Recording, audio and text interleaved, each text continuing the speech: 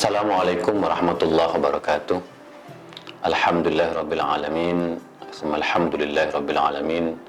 Assalatu wassalamu ala asyrafil anbiya'i wal mursalin sayyidina wa habibina wa syafi'ina maulana Muhammadin wa ala alihi thayyibin wa sahbihil muntajabin wa tabi'ina lahum bi ihsanin ila yaumiddin. Sahabat Islam Ramah, kita berjumpa kembali dalam bedah kolom Kamisan di portal detik.com.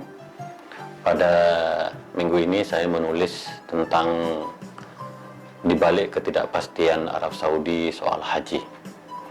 Nah, kita tahu bahwa pemerintah Indonesia, dalam hal ini Kementerian Agama Republik Indonesia, sudah mengambil satu keputusan penting bahwa jamaah haji Indonesia tahun ini batal diberangkatkan.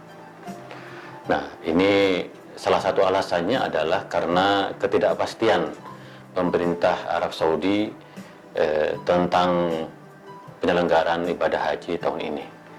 Nah, tentu semua bertanya-tanya, kenapa pemerintah Arab Saudi belum mengeluarkan satu keputusan tentang penyelenggaraan ibadah haji tahun ini. Ada yang mengatakan bahwa pemerintah Indonesia terburu-buru karena mengambil keputusan tanpa mempertimbangkan atau tidak menunggu kebijakan dari pemerintah Arab Saudi soal penyelenggaraan ibadah haji tahun ini. Nah, saya ingin menganalisis alasan-alasan dibalik ketidakpastian itu. Nah, saya melihat bahwa memang tidak adanya informasi dari pemerintah Arab Saudi ini terkait dengan pertimbangan-pertimbangan yang masih digodok hingga sekarang ini. Karena kita tahu bahwa keputusan soal ibadah haji ini di bawah langsung Raja Salman bin Abdul Aziz sebagai Khadimul Haramain Asy-Syarifain, sebagai pelayan dari Masjidil Haram di Mekah dan Masjid Nabawi di Madinah. Ada banyak pertimbangan-pertimbangan yang terus digodok di Arab Saudi. Yang pertama terkait dengan wabah pandemi COVID-19 ini.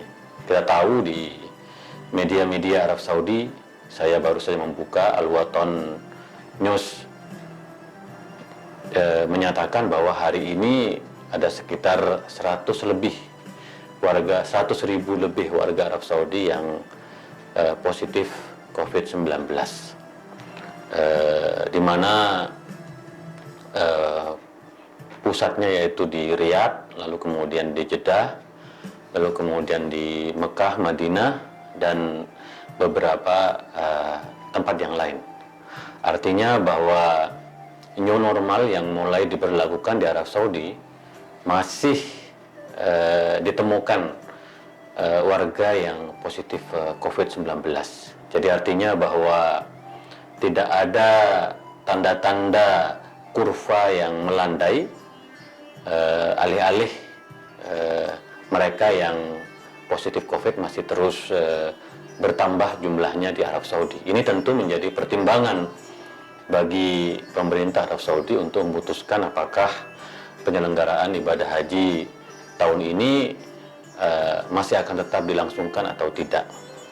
Nah, yang kedua tentu terkait dengan bagaimana kesiapan negara-negara yang selama ini memberangkatkan jamaahnya ke Arab Saudi. Nah, tentu satu sikap yang sudah jelas yaitu dari pemerintah Indonesia yang memutuskan bahwa tahun ini tidak memberangkatkan jamaah hajinya karena terkait dengan persiapan infrastruktur dan protokol kesehatan di tengah pandemi. Tidak mudah, karena pada musim pandemi ada protokol yang mengatakan bahwa 14 hari di karantina sebelum berangkat dan 14 hari di karantina ketika tiba di tanah air. Itu artinya bahwa ada waktu 28 hari yang harus digunakan untuk karantina sesuai dengan protokol kesehatan. Nah, ketika protokol 28 hari ini diterapkan, maka yang terjadi adalah pembengkakan biaya dan persiapan infrastruktur yang harus disiapkan sedemikian rupa oleh pemerintah yang akan memberangkatkan jamaah hajinya, termasuk dalam ini adalah jamaah haji dari Indonesia. Tentu juga karena haji tahun ini di tengah pandemi, maka juga protokol pelaksanaan ibadah haji juga betul-betul diterapkan dari segi transportasi, dari segi makanan, dari segi penginapan, dan lain-lain. Maka pemerintah Arab Saudi juga menunggu sebenarnya bagaimana sikap dari pemerintah-pemerintah negara yang akan memberangkatkan hajinya. Dan saya kira sikap Indonesia yang lebih dulu memutuskan untuk tidak memberangkatkan jamaahnya ke Arab Saudi akan dijadikan pertimbangan khusus oleh pemerintah Arab Saudi. Nah, yang ketiga terkait dengan bagaimana kesiapan Arab Saudi sendiri. Tadi saya mengatakan bahwa mereka yang positif COVID-19 di Arab Saudi masih terus bertambah jumlahnya. Dalam hal ini Arab Saudi saat ini sedang berjuang menangani kasus COVID-19. Nah, ketika nanti ada jutaan orang yang melaksanakan ibadah haji, maka Arab Saudi juga harus mempersiapkan fasilitas-fasilitas kesehatan yang tentu sangat tidak mudah. Maka oleh karena itu saya memandang dari begitu banyak pertimbangan-pertimbangan itu, ada dua kemungkinan yang bisa diambil oleh pemerintah Arab Saudi. Yang pertama adalah kemungkinan haji untuk tetap bisa dilaksanakan, tetapi dengan jumlah yang sangat terbatas. Misalnya jumlah kuota dari setiap negara dikurangi secara ketat. Kita tahu bahwa jumlah jamaah haji setiap tahunnya sekarang antara 2,3 sampai 5 juta atau sampai 3 juta. Maka pemerintah Arab Saudi bisa memperkecil jumlah kuotanya menjadi misalnya di bawah 500.000 atau dalam range 250.000. Itu bisa dilakukan karena memperhatikan protokol kesehatan. Atau pemerintah Arab Saudi tetap memberlakukan ibadah haji pada tahun ini, tetapi hanya terbatas bagi warga Arab Saudi, yaitu hanya sekedar melaksanakan rukun Islam, Nah, ada juga mungkin keputusan yang kedua, bahwa ibadah haji betul-betul tahun ini dibatalkan karena mempertimbangkan aspek keselamatan jiwa, aspek meninggalkan dampak-dampak negatif dari tersebarnya COVID-19. Seperti yang saya katakan tadi, bahwa jumlah mereka yang positif COVID-19 di Arab Saudi jumlahnya masih sangat besar. Maka ada kemungkinan bahwa ibadah haji tahun ini betul-betul dibatalkan karena menjaga keselamatan jiwa dari warga Arab Saudi dan jamaah haji yang datang ke Arab Saudi.